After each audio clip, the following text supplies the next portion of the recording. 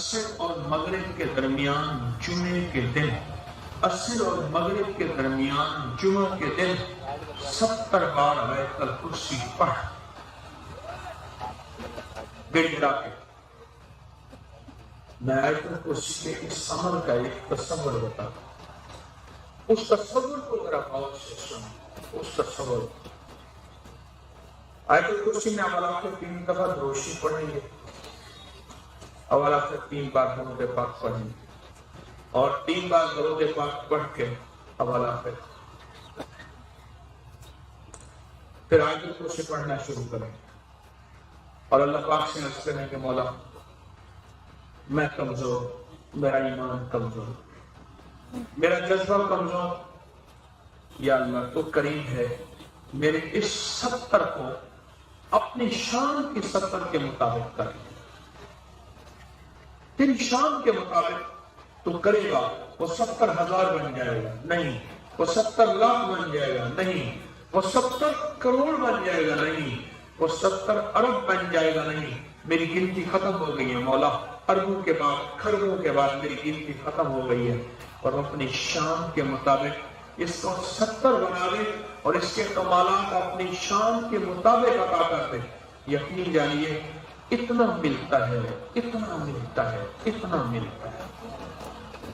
اس سے میں ایک چیز بتاتا ہوں، 7 ڈھیلے لے لیں مٹی کے، 7 5 مٹی کے ڈھیلے لے لیں، یہ عمل ہے میرے پاس، اس عمل کے حوالے بھی ہیں، ریفرنس بھی ہیں، اور صحت مند اور طاقتور 7 مٹی کے ڈھیلے لے لیں۔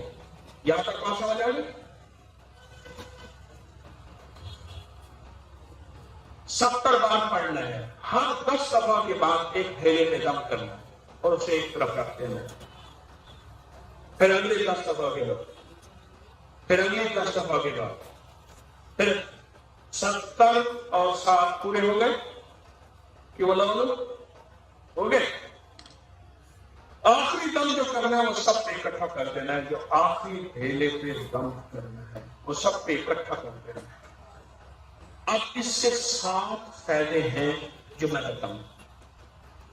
جس بچے کے کوئی بیماری ہو، کوئی تکلیف ہو، اس کے بدن پہ ناک سے اوپر یہ ڈھیلا اس کے بدن پہ پھیر، یہ ڈھیلا اس کے بدن پہ پھیر، اور کسی ایسے کنویں میں، دریا میں، نہر میں، گنگے پانی میں نہیں، ایسے ڈال دیں جہاں یہ ڈھیلا بہہ جائے، مٹی میں بہہ جائے، پانی میں بہہ جائے۔ یہ ڈھیلے کا اور فائدہ بتاتا ہوں۔ کوئی بندہ ایسا ہے کہ جس کے دماغ کے امراض ہیں، دماغی امراض بہت زیادہ ہیں، جس کے دماغی امراض، اس کی یادداشت کمزور ہے، اس کی نظر کمزور ہے، اس کا دماغ، اس کا سر ہلتا ہے، گردن کمزور ہے، سر کے امراض ہیں، اس سر کے اوپر ڈھیلا ایسے پھیر دے، اور پھیرنے کے بعد ٹھیک 7 دفعہ ایسے پھیرے گا، دائیں سے اینٹ کلاک، جیسے چکی چلتی ہے، دائیں ایسے اس کو پھیر کے اس کو کہیں بہا دے۔ اگلا فائدہ اس ڈھیلے کا، جس کے معدے کے امراض ہیں وہ پیٹ کے اوپر پھیرے، پیٹ کے اوپر پھیرے، معدے کی تبخیر ہے، گیس ہے، باقی ہے، پیٹ پہ پھیرے۔ اگلا فائدہ، جس کی بواسیر ہو وہ ناف کے اوپر پھیرے، اور ناف کے اوپر بھی پھیرے، اور جو چاہتا ہے، کیونکہ ہمارے روحانی دنیا میں لطیفہ نفس ناف پہ ہے، لطیفہ لطائف ہے ہماری سلسلے کے، روحانی سلسلوں کے، ہمارے بڑوں کے، تو جو چاہتا ہے کہ میں نفس اور شیطان کے حملوں سے بچوں، اور اللہ پاک میری تنہائیوں کو پاک، میری نظروں کو پاک، میرے جسم کو پاک کر دے، کہ اس کے لیے لاجواب عمل ہے۔ 7 ڈھیلے، 7 ڈھیلوں کے میں فائدے بتا رہا ہوں۔ وہ ناک پہ 7 بار پھیرے اور اسے کہیں اکٹھا کرتا جائے، ایک ہی وقت میں بہا دے۔ اگلا فائدہ، جس کی کمر میں درد ہو وہ خود یا کسی کو کہے اس کی کمر پہ 7 بار وہ ڈھیلا ایسے چلائے، پھر 7 بار اس کی کمر 7 بار. الحمدللہ والصلاۃ والسلام. یہ بتائیں کہ رمضان کی برکات کس کو ملی؟ رمضان کی برکات کس کو ملی؟ ایک مرحلے کے بعد دوسرے مرحلے میں شامل ہوئے. پہلا مرحلہ رمضان کا تھا. آپ حضرات ماشاءاللہ کتنے ایسے بیٹھے ہیں جو رمضان میں شامل ہوئے ہیں اور رمضان کی برکتوں میں شامل ہوئے. کتنے ایسے ہیں اور رمضان کی سعادتوں میں شامل ہوئے.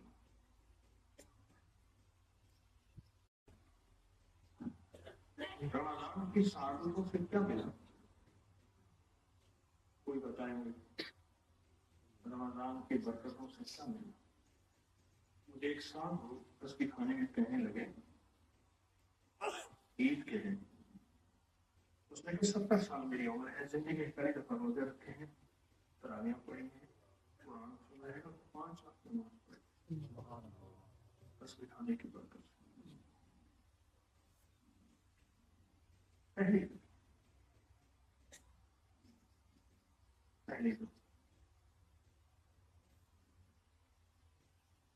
روزے رکھے ہیں. پہلی وہاں آواز آ رہی، ادھر آ رہی.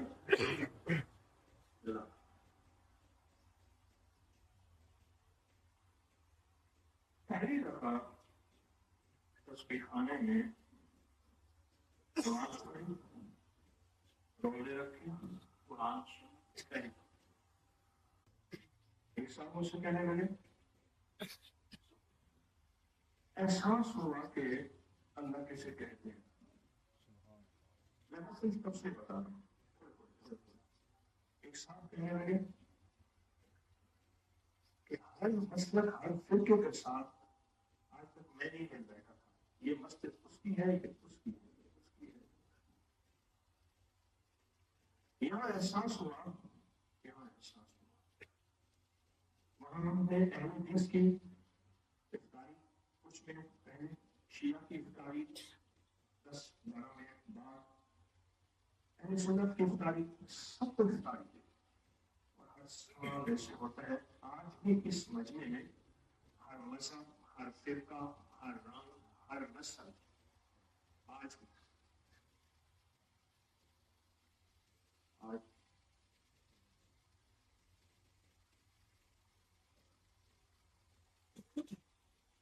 کہنے لگا کہ مجھے مذاہب اور مسالک میں مل بیٹھنے کا پتہ چلا کہ آپس میں محبت کہتے کسے،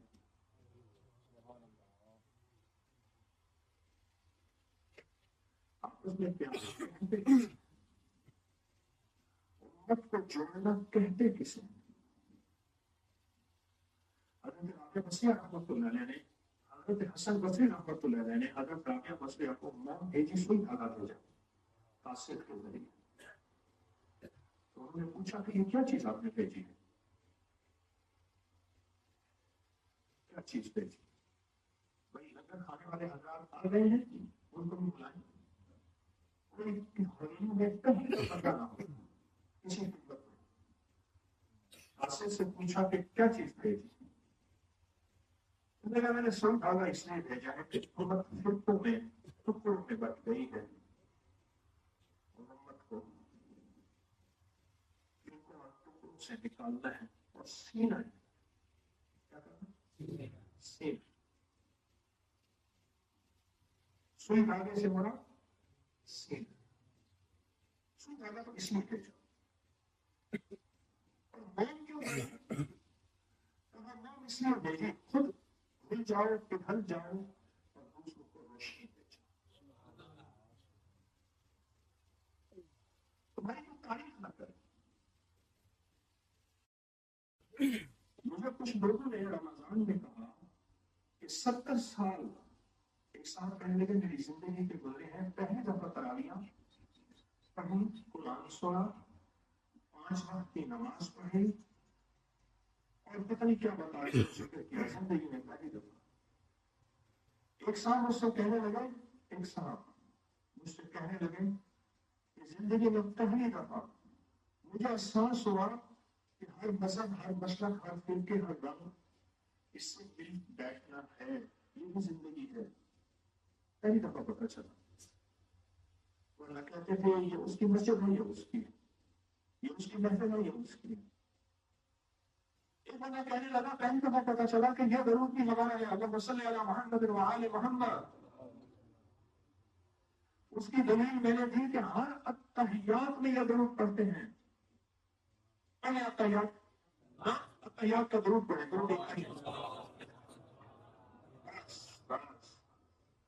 بس صلی علی محمد وعلی، دو روایتیں ہیں، دونوں روایتیں ٹھیک ہے. بس صلی علی محمد وعلی محمد وعلی آل محمد، ایک ہی لفظ.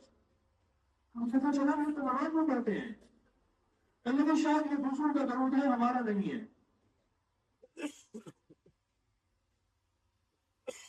لوگوں کے تبصرہ، لوگوں کے تاثرات ملتے ہیں.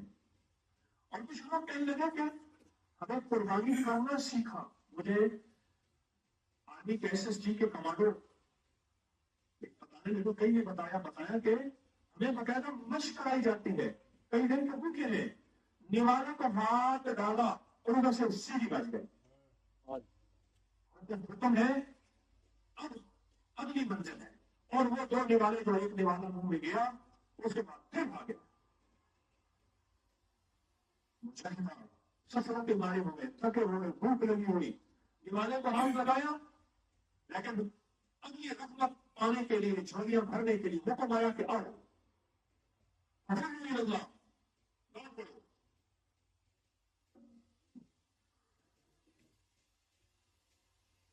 میں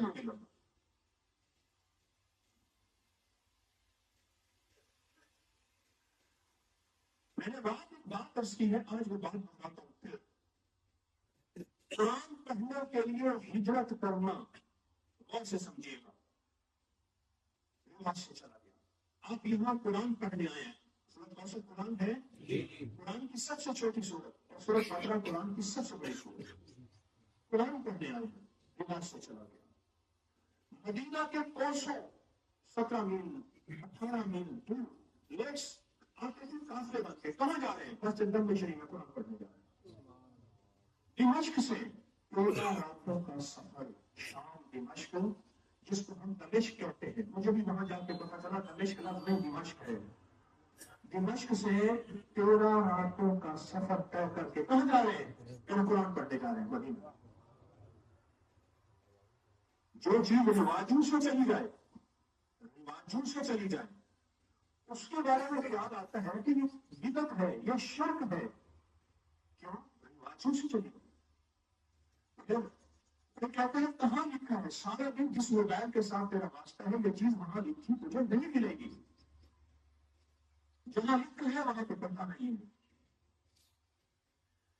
رواجوں سے چلی گئی. پیرانی پیر شفقت القادر جیلانی رحمۃ اللہ علیہ، بڑی بڑی ہستیوں کے، بڑے بڑے اکابر کی ہستیوں نے ان سے پوچھا آپ کا لنگر کیسے چل رہا؟ کہا کہ ہمارا لنگر تو 129 دفعہ سورۃ کوثر سے چل رہا. عائشہ سے کہا عائشہ لنگر بالکل خالی ہو گیا، مطلب ختم ہو گیا، کیا کریں؟ فرمایا سارے 129 سورۃ کوثر پہ لگ جاؤ، اور سارے 129 سورۃ کوثر پہ لگ گئے. 129 سورۃ کوثر پہ.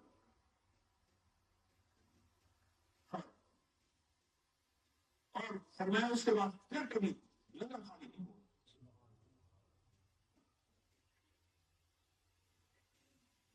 اچھا میرے کوئی زیادہ درس نہیں ہوں گے، کوئی لمبے بیان نہیں ہوں گے. یہاں تو ہمیں یکسوئی چاہیے. حویلی کے کسی کونے میں کسی میں نے کہا تھا جائے نماز کپڑا لے آنا، کہیں کسی درخت میں، کہیں کسی کونے میں، کہیں کسی کونے میں فرصت پڑھنی ہے، اور دل کے ساتھ، جذبت کے ساتھ، کیفیتوں کے ساتھ اچھی رزق دینا ہے نسلوں کے لیے، نسلوں کے لیے، نسلوں کے لیے. رزق روحانی اور رزق جسمانی. بڑی درخواست ہے، میں گزروں آپ کھڑے ہو جائیں، عمل نہ توڑیے گا، اس وقت ماننا اسی میں ہے، میں گزروں آپ مسافر کے لیے آئیں، عمل نہ توڑیے گا، میں گزروں آپ کو ہماری بات سن لے، اسی بات سنانے کے لیے تو میں نے کون سا پہ بلایا ہے، لیکن بات سنانے سے بڑا کوئی مسئلہ ہوگا، انہیں مسائل کے حل کے لیے تو آپ اس عمل کی تشریف لائیں گے، یکسوئی جتنی زیادہ حاصل کریں گے، آج کا دن ہے، رات ہے، کل کا دن ہے، کچھ رہ جائیں گے، کچھ چلے جائیں گے، ایک ہی رات باقی، کوئی 9 راتوں کا عمل تو ہے نہیں، 9 راتیں گزارنے جا رہے ہیں تسبیح کھانے، ارے 9 راتیں، ایک رات بس کرتا، کل اثر کے بعد دعا واپسی، بس انشاءاللہ اس لمحے کو، اس گھڑی کو قیمتی بنانا، مجسر کو مؤثر بنانا ہے، یکسوئی کی انتہا کر دینی ہے۔ کل ایک جوان نے مجھے یکسوئی کو بتائی، کون بتا رہا تھا سانس روک کے، کہاں ہے وہ، بتاؤ، اونچا بتاؤ، کہنے لگے میں نے مشق کی، ایک سانس میں 33 بار کوثر پڑھنے کی مشق کی، 4 سانس میں 129 بار پڑھنے کی مشق کر لی ہے، پہلے کہتے پہلی دفعہ 3 دفعہ بھی نہیں پڑھ سکتا تھا ایک سانس میں، آہستہ آہستہ